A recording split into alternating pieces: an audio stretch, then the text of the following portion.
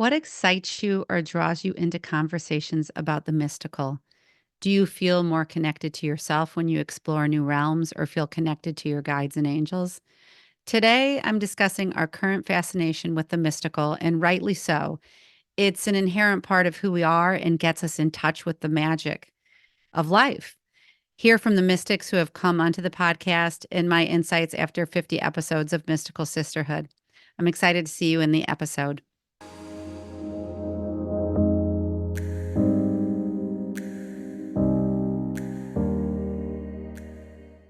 So, on the last episode, I talked about the importance of our connection to self. I was calling it a full circle series as I finished 50 interviews and been on a few myself.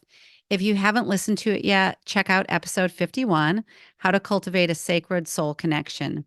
I really believe each of us is working on cultivating a deep connection with ourselves and that it's essential in the overall vision of a mystical sisterhood, our place within the mystical sisterhood, our ability to really finally once and for all do away with the adage that self-care is selfish and turn instead to soul care is nourishing and vital for me to shine.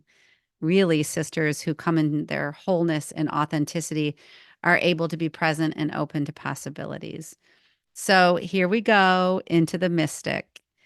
I wanted to dive in to why I called this community Mystical Sisterhood. Choosing the name itself was intuitive, and intuition is a big part of the show and the skills that we cultivate in our sisterhood. The name literally came to me. It felt like it was dropped into my mind from the heavens. And I was in my laundry room 5 years ago, and literally it came across as Mystical Sisters first, and that domain was taken. So I grabbed the domain of sisterhood, and I actually think that that was on purpose. I like it better. And, I trademarked it. I just knew that it was really important for my life. And I went and held it, I think, in my body, in my consciousness. And probably 4 years later, it came to me more urgently and was kind of coming into my mind and showing me that it was ready to be sort of birthed into the world. And that's when I started looking to a podcast. And I had never really listened to a lot of podcasts, but in truth, the whole process was intuitive. I just followed along and trusted. And I'd say overall, it was really congruent with me because I've been fascinated with the mystical for a long time. And I sense that there is a growing attraction to incorporate it into our lives. I believe that it's kind of twofold. It's coming, this knowing from inside of ourselves. And also, it's a call from the universe for more light to come into the world and more of us to step into our light leadership. Do you believe that's you? And what emerges from you when you hear the word mystical? What is your point of attraction? I really believe when we bring in the mystical, we bring in the magical. And who doesn't want more of that in our life? Sign me up right now. So, first of all, I thought it would be fun to pull out some dictionary definitions of what mystical and mystic mean. And although I think, these definitions are important, it's probably your definition of what these words mean and what they mean in your life that's most important. But according to Oxford Dictionary, mystical means inspiring a sense of spiritual mystery, awe, and fascination. And even though I'm not typically a by the book person, I do like that description. And a mystic means, and this is actually according to a woman named Mirabai Starr. She's the author of Wild Mercy, Living the Fierce and Tender Wisdom of the Women Mystics. And she says a mystic is a person with direct experience of the sacred, unmediated by conventional religious rituals. So to me, that means aside from, and I think it can include religious, practices, but it's belief systems aside from what we think of as traditional religion. Achieving that sacred or divine experience, she says, requires transcending established belief systems, bypassing the intellect, and dissolving identification with the ego self. I really love that. And I have a quote from a couple of our mystics whom I've interviewed. And it kind of goes along with that. But according to Starr, a mystic can be a bartender or a bus driver or a school teacher or a journalist. It's got nothing to do with your external life and everything to do with your internal experience. A mystic is an ordinary person who does ordinary things and experiences these moments of profound union with Source. So I love that because it really brings up what is sacred and what is most sacred. So, again, does that resonate with you? And what is your definition of sacred? I don't know if it's just me, but I do sense that the mystical is entering the mainstream more and more. I was curious about what some of the women mystics on the show were witnessing in their practices. And here is some of what they said. Alicia Isaacs Howes from episode 7, which was named The Healing Power of the Akashic Records, shares her perspective. She says, the mystical is the mystery and the magic. Life is the mystery, and the way we answer in our lives is the magic. And through the sisterhood, it helps explore the mystery of life through the magic we are. We resist because we've been taught to be afraid of our magic and the power we have. We are infinite potential, and we choose the physical form to explore the illusion of the finite. I love that. She adds, when we realize who we really are, then the world changes. She says, often we get glimpses of who we are when we touch the mystical, and then we get afraid. What would people say? Would they think I'm crazy, out of touch, living in another dimension? But this magic is meant to be commonplace. And I love it because, Alicia is one of those practitioners, like many who've been on the show, who sees client after client. And she sees that when we allow ourselves to touch the mystical, the unknown, to be courageous, to go there, that's when the magic and the alchemy begins to happen in our lives. I also asked Valerie Wood from episode 5, in the realm of your angels and spirit guides. And go back and listen to these episodes. I really encourage you to do so. They were really great ones. Valerie shares what she sees in the past was a lot of people that looked at things as woo woo, and it changed over the last couple of years. She's seeing people looking for a sacred connection. There's that word sacred again, to themselves and to something outside of themselves, to God, to their angels, to source energy. And she adds a sacred connection to other humans. And once she says they feel more connected and they have this connection to this outer world, then they begin to speak more in their authentic voice and get in touch with what is authentically theirs. And some of these people who are in the stage of exploration even give themselves the permission to say, hey, maybe I want to become a practitioner. And they listen to their spirit and they say, I don't want my life to look the old way it was looking. And perhaps there's something new. And I want to feel in more alignment. And how do I be of service to the world as I uncover this part of myself? She sees a shifting from the logical minds to our, again, intuitive side. And so it's beginning to bridge this gap between this world and what the other world is. And I think it's just one of the great things that this mystical sisterhood is we're just inviting it in and we're making it part of the conversation. And it's a podcast that carries both. It's the connection to ourself and it's the connection to the mystical. And as we'll see in next week's episode, the real connection to community. How do we bring it all together? I think for myself, what I see is that the mystical has been something that we've held far from ourselves, as in certain people hold certain gifts and that's just for them. And maybe I go to them and I pay them for a session. But oh my gosh, what if you, the listener, me, the podcast host, actually carried these gifts and special intelligences and connections as well? I think it's a really important question to ask ourselves. So I not only went to some of the practitioners I've had on the show, but also went to a couple of my members. And I was curious. I said, what does the mystical mean to you? And first of all, one member shared, what comes to mind is coincidences. And the fact that even though she doesn't really believe that everything happens for a reason, but she does believe that there's certain things, people, and experiences that are placed in her path. And it's really up to us to make a connection and figure out why these things are showing up in our lives and how these things can enhance our lives and experiences and help us grow. So it's this knowing that places, events, things, books that appear in our path, something says something, that it's all interconnected.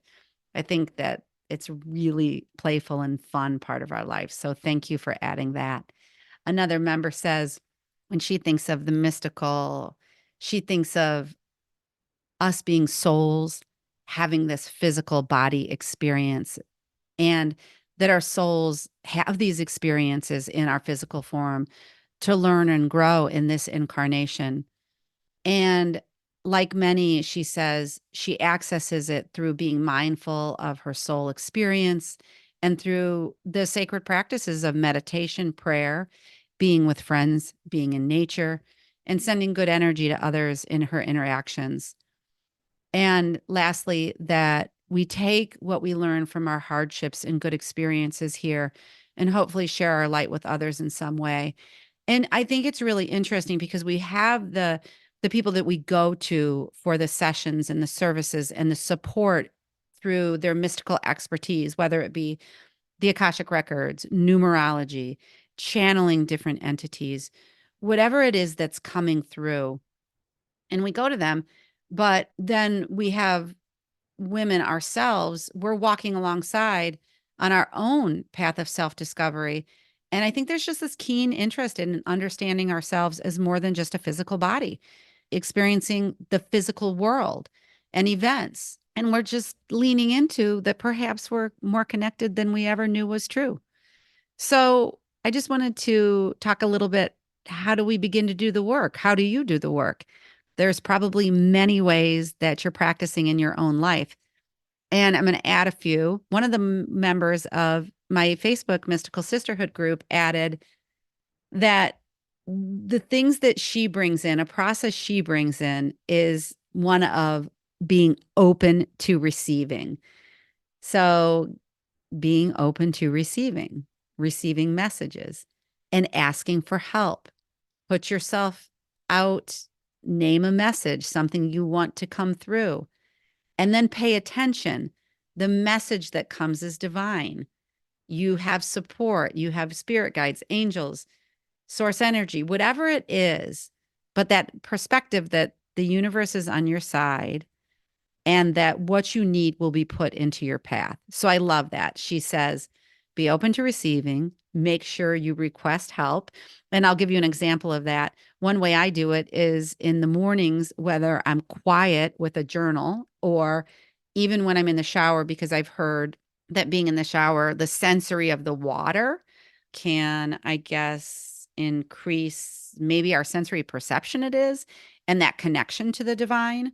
So asking then, how can I be of service today? What do I need to know? And not knowing that the answer might not come in the moment, but it can come at any time. It might come at 3 days later, or 5 minutes later, or 6 weeks later. But I think it's important to realize that we're getting messages all the time. And so other ways to connect with the mystical that I practice, and I think there's been practitioners on the show who've shared their personal experience, is again checking in for guidance in the morning and ask, what is here for me to know? Paying keen attention to your intuition. Our intuition is truly another sense, just like our hearing, our sight, our touch, our feel. And it's here for us to tap into.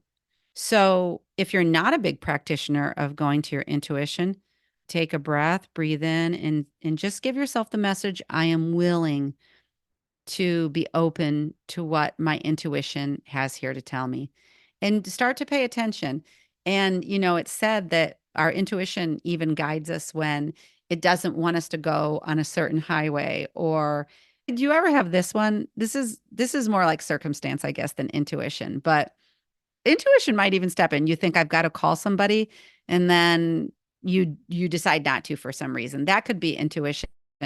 But I was going to say, sometimes that's a good example for me. I'll go to call somebody and I know that I've got work to do and the line will just get cut off. And I think it's just such a funny thing because I'm like, oh, the universe is showing me, like, Maureen, go do what you're meant to do right now. Realizing that we're in the mystic, we're highly connected. And knowing this allows me to expect synchronicities in my life. Steph Radke was on the episode 38, The Healing Power of Sound, Music, and Movement.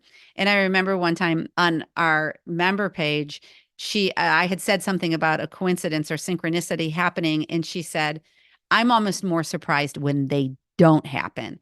And that, Steph is a person who has a fine tune to just knowing to expect the miracles, to expect the magic, to expect the information to come at the perfect time for her.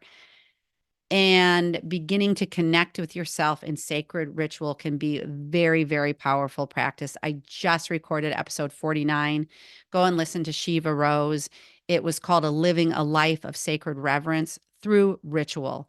Whether it's a sacred bath, a cup of tea, or a tea ritual, or a yoga practice, union and connection with yourself and an energy around you is key.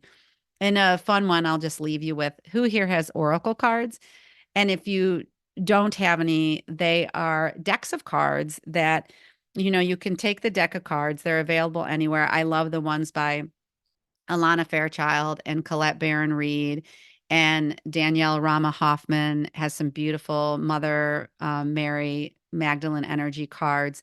But they can be, our intuition, our internal intuition is our main source of connecting, I think, with our own energy as we connect with the world. But I love oracle cards because I'll ask a question. What do I need to know about this situation, about my work, about this relationship? And it gives me extra guidance and wisdom in the form of usually a beautiful illustration, and then also making wisdom of that I can take into my life. So the questions I leave you with today, and I'll include them in the show notes, and I'll include the episodes that I've referred to, but do you feel you are connected to a larger universe? What does this whole idea of universe mean to you? What's your name for it? What qualities does it hold? Some people like to call it God. Some people call it source energy, divine connection. And I say, whatever resonates with you, go with it. Do you consider yourself intuitive or carrying a knowing in life? Did you have that since you were young? And how do you define what is sacred, and how do you incorporate the sacred into your life? There's no doubt that this is an incredible, mystical, and magical community. I want to thank you so much for listening in. If you want to add your voice to the conversation, join us on the private Facebook page at Mystical Sisterhood, or follow me at Maureen Spielman on Instagram. I am so excited to see you in next week's episode on coming together, bringing our connection to self, our connection to mystical, and coming together in community on the next episode. And thank you for being here. I'll see you next time. Thanks for listening to this episode of Mystical Sisterhood. To learn more about my one-on-one coaching programs or join the Mystical Sisterhood membership, visit MaureenSpielman.com or MysticalSisterhood.com. Thanks so much. I'll see you in the next episode.